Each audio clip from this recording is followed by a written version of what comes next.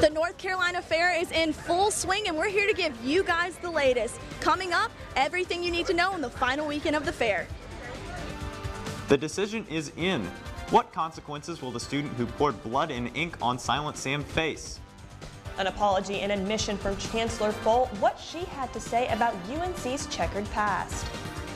From the UNC School of Media and Journalism, connecting Carolina's campus and community, this is Carolina Week.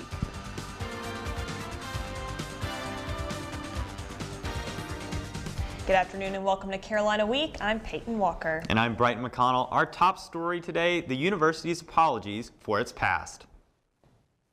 Chancellor Carol Folt made a public apology for the university's connection to slavery and for injustices towards African Americans.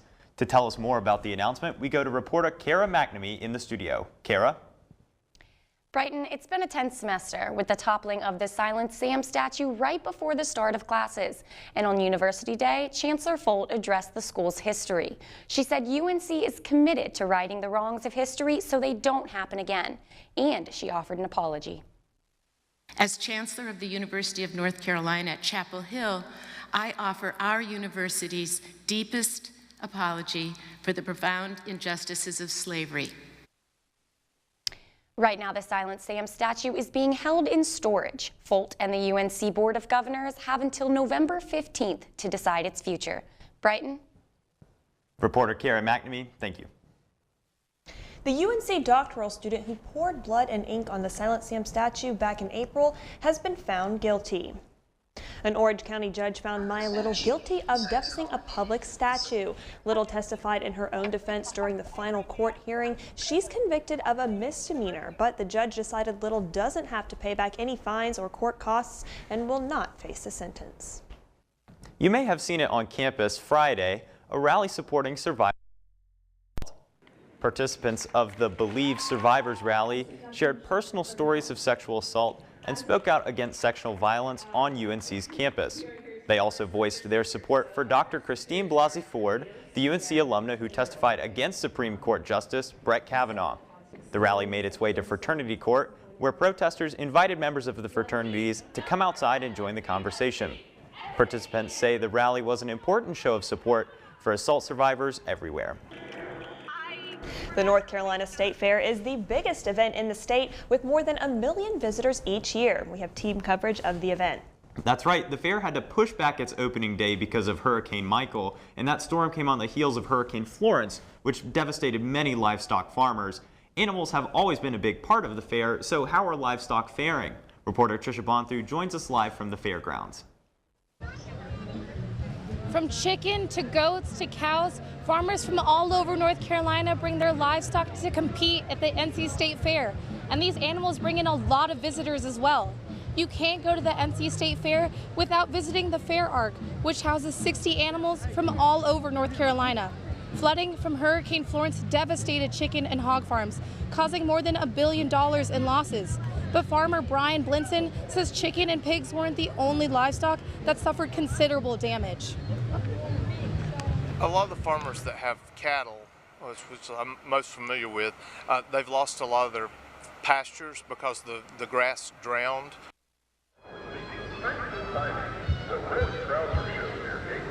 Blinson says that the biggest long-term effect on cattle will be figuring out the winter feed situation, as a lot of it has been missing after Hurricane Florence. Brighton? Thanks so much, Trisha. So far this year, State Fair attendance is better than last year. More than 363,000 people have already visited, and there's still 5 more days left. One of the big draws, the food. The North Carolina State Fair is famous for offering up a huge menu. You can find fun twists like a mac and cheese hot dog or sweet treats like fried Snickers bars. If you're a meat lover as well, you can find turkey legs at multiple stands all around the fair. Even with all the choices to try, many people still stick to their classic favorites. My favorite food here at the State Fair is the turkey legs and the corn. I just love it. I come back every year just so I can have that. I personally am a fan of the fried pickles, and speaking of the carnival cuisine, our own Natalie Hardin joins us live with some unique treats right now. Natalie, what do you have for us? That's right, Brighton. There is a ton of food here to choose from, but right here what I have is what's bringing everyone to the fair. It's the donuts covered in Texas Pete sauce. That's right, donuts in Texas Pete sauce.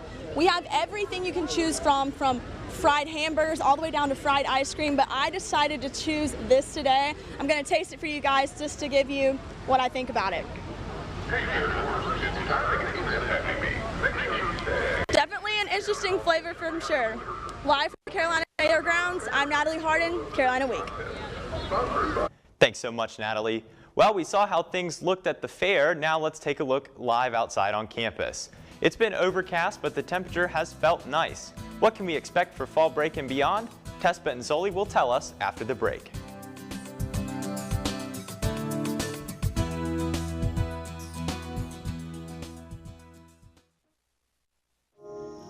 This is the story of a boy who didn't talk for a long time. The boy liked things to always be the same. Any changes would scare and upset him. The unknown was an unfriendly place. The boy was very sensitive to lights and sounds. So he built secret hiding places where they couldn't get in.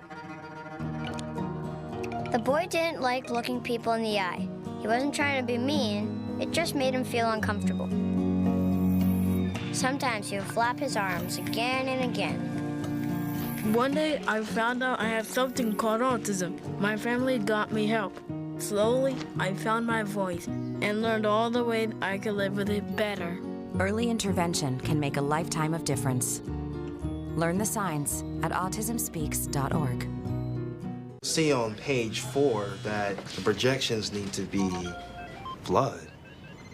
Next Thursday? Seriously? Thursday? Can't do that. This is really inconvenient. I have yoga that day. I have no time for this. So. I can't do Thursday, but I... Disasters don't plan ahead. You can. Talk to your loved ones about how you're going to be ready in an emergency. Don't wait. Communicate. Label me. You know you want to. Don't be shy. You do it behind my back. So say it to my face. You don't know me. You know what I am?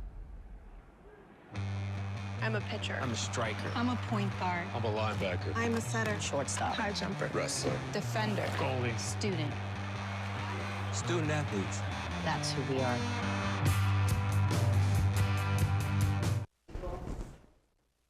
UNC is home to many budding artists. And some students got to show off their work at a pop-up art exhibit.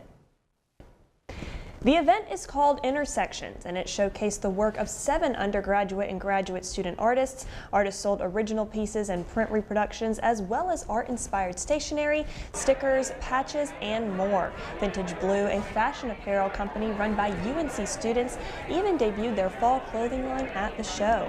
Artists in the show received 100% of the proceeds from their work. So it's been a really great event. It was awesome to have a platform to not only display our art, but also have the potential to sell it. It's not normally a thing that student artists get to do. Organizers say they hope to continue the show's theme of artistic diversity and inclusion. Students took a baseball bat to unhealthy body images this week to break the cultural norm of negative body perceptions. More than 300 students smashed scales as part of Southern Smash. The initiative challenges men and women to let go of numbers that weigh them down. Research shows that 81% of 10-year-olds are afraid of being overweight, and organizers hope to end this problem. This is the 5th annual Southern Smash event at UNC. You've probably heard of two-step verification by now. When you're checking your email or logging on to Connect Carolina, the process makes you verify your identity on a second device. Well, starting next month, all faculty and staff will be required to use it, and students are being asked to sign up too. Now, here's how it works. First, download the app called Duo and follow the setup prompts. Then, visit its.unc.edu and click on the banner at the top. Then scroll down and click on the link to the Onion website under the Duo icon. Click the Duo icon again to start the two-step setup process. After entering in some personal information and then confirming the phone number that is registered to the Duo app you downloaded, click Keep Current Settings. Then, opt for Duo to send you a push notification on your phone. Once you confirm on your phone, the registration is complete. And coming up, we're going to have some weather. Tess Bedensoli is going to be in the studio to give you a look at your Franklin forecast. Temperatures are a lot cooler than what we've been experiencing lately and are going to continue to drop later this week. There's some cloud coverage now, but that is looking to clear up later tonight with temperatures in the mid-60s. Let's take a look at the radar. So you might have been experiencing a little bit of scattered thunderstorms earlier, maybe a slight drizzle, but there's some rain throughout the area, but that will quickly blow through and bring in some clear weather later this evening. There's a high pressure system up to the northwest, which is going to bring some dry, crisp air that really feels like fall for everyone with lower dew points. So it's everyone's favorite time of year, the NC State Fair, and there's still time to go this weekend, and we're going to tell you the best days to go. So looking like great weather for the rest of the week. The only day I would advise maybe not going to the fair is Saturday. There's a 90% chance of rain. So if you can make it to the fair either tonight, Thursday, Friday, or Sunday, I would recommend it. Temperatures are going to be in the mid-60s. It's truly the perfect weather you could ask for to go to the fair. Not too hot, not too cold, so you won't work up a sweat while going on those rides. Looking at our fall break forecast for all those Tar Heels going home this weekend, these are the average temperatures across the state in areas some of the Tar Heels might be going home to. So the average temperatures over the next 7 days. So as you can see, they're the mid-60s and get warmer as you head with average temperatures in Wilmington at 70 degrees. So finishing up with our Franklin Street forecast, it's looking like pretty much sunshine with rain on Saturday and maybe some cloud coverage, mid-60s, and we even have temperatures dipping into the 30s. So if you're going home for fall break, make sure you bring back your cold weather clothes because temperatures will continue to drop when students return. That's all I have for weather this week.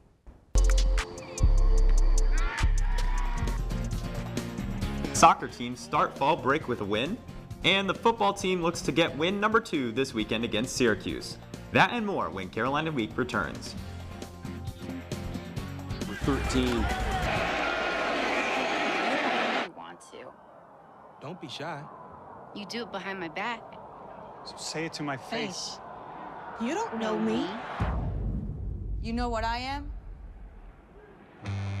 I'm a pitcher. I'm a striker. I'm a point guard. I'm a linebacker. I'm a setter. Shortstop. High jumper. Wrestler. Defender. Goalie. Student. Student athletes. That's who we are.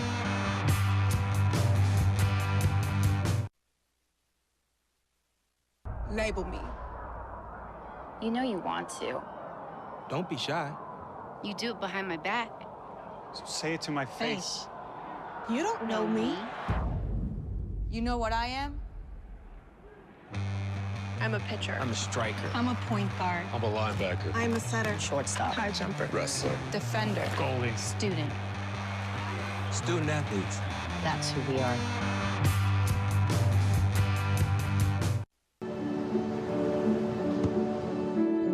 I don't remember how it started. Go to that. Our back and forth. It always came back. Dad! You probably don't remember what you told me, That was perfect. but I heard every word.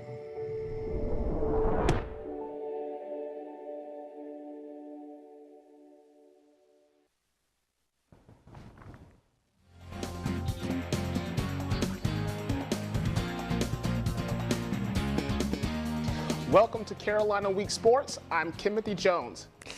Yikes. After blowing the game Saturday night against Virginia Tech, what else is there to say about the current state of Carolina football? You may be wondering, is there any game left on the schedule the Tar Heels can win?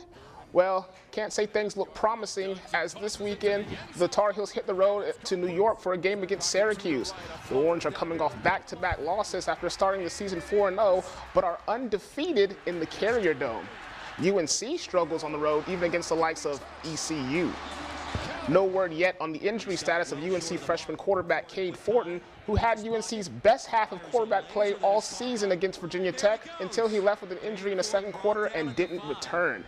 And with Chaz Surratt out for the season with a wrist injury, the Heels have little to no experience behind Nathan Elliott, whose play has left much to be desired overall.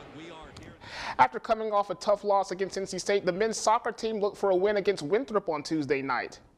The Heels got the scoring started in the 11th minute with this header from midfielder Jack Skayan, which would be his first of 3 goals on the evening. Let's take a look at that again as the ball is served up on a platter and Skayan puts it away. The Heels scored 3 goals in the second half, including this one to round off Skayan's hat trick, giving them a 4-0 win against the Eagles. The Heels return to action Friday night as they travel to Boston College. From the soccer field to the tennis court, we had 2 Tar Heels put in solid work as a team. Seniors Anu Kadali and Blaine Boynton advanced to the ITA Carolina Regionals and in doubles. On Tuesday, they took on UNC Asheville, but lost in 3 sets. The duo took home runner-up honors for the event and will compete in the Las Vegas Tennis Open on Saturday. Well, that's it for sports. Brighton? Thanks so much, Timothy. Time now to take a look at our community calendar with Emily Coco.